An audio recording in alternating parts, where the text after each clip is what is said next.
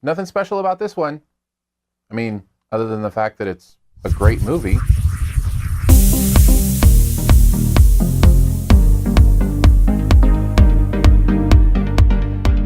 I didn't want to go to this stupid school in the first place. And the boy in the next row acts inappropriately for someone who's a child.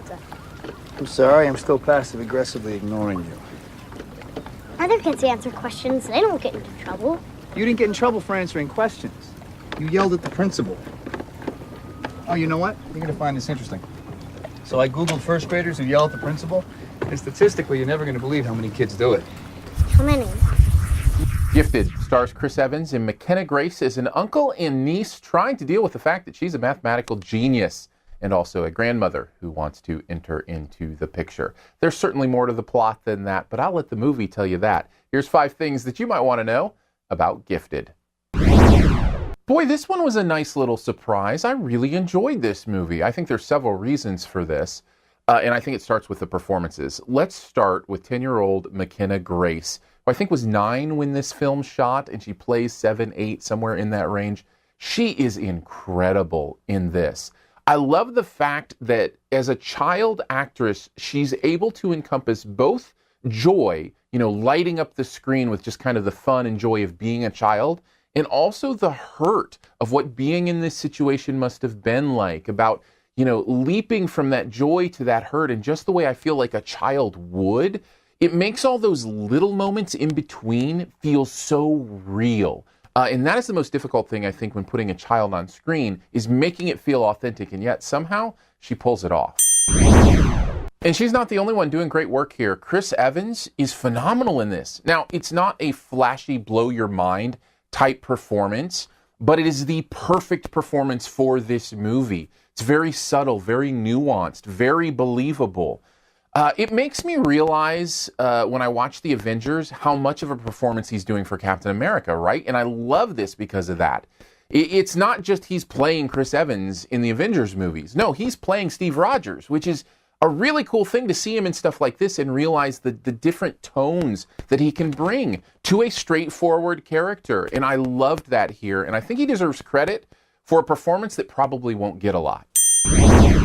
And because of those performances and some of the other performances around them, the emotion in this movie just works and works well. And it's not one of those things where you get to the big moment, the crisis moment of the movie, and the emotion works well. No, the emotion works well throughout the movie. There are at least 4 or 5 times in this movie where I was really having a severe case of the feels. And I think that's a testament to Mark Webb. I think he really understands human nature. He understands what makes us human, what connects us in those ways. And because you connect to the characters, you feel what they're feeling, and it serves this movie very well. And you know what it is? You know what he does? And we'll make this point number 4.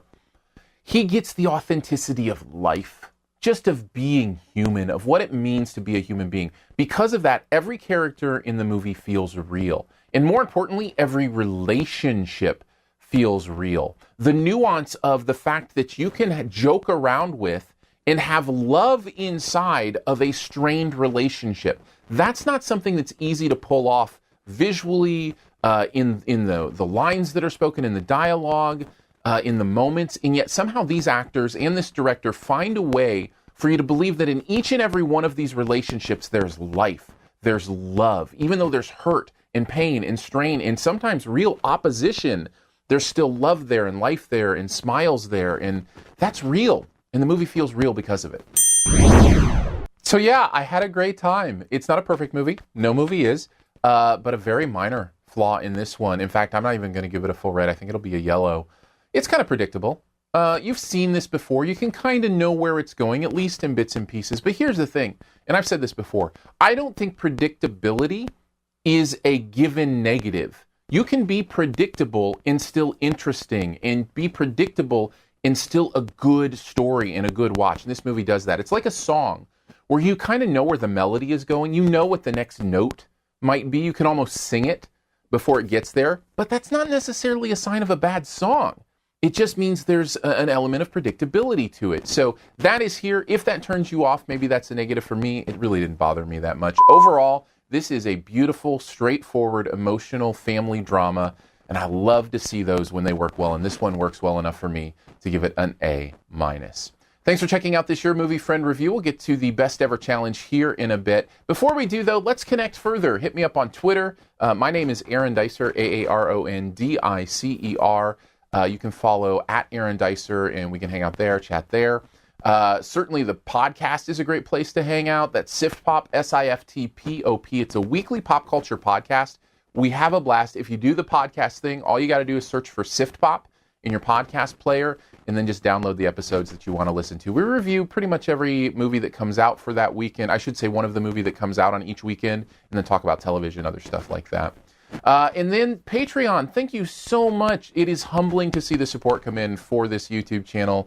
Not a ton of subscribers here, and because of that, not a ton of views on YouTube yet. And this is really the way that I can go, okay, people believe in this, and thank you for doing that. I really appreciate it. It's patreon.com/yourmoviefriend, just for like $3 a month, and there's some pretty fun perks there, including getting to see some of the reviews early, that kind of stuff. So check it out there, and thank you so much. I really appreciate the support. You can also, of course, hang out on YouTube, do the comment thing, subscribe, all that kind of fun stuff.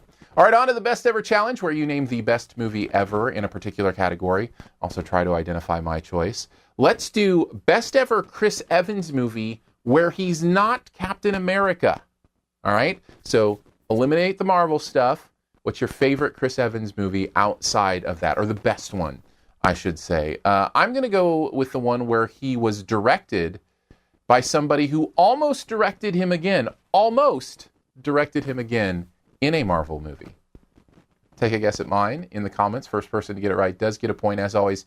Here's a few extra seconds to hit subscribe. Just click the logo right down in this corner.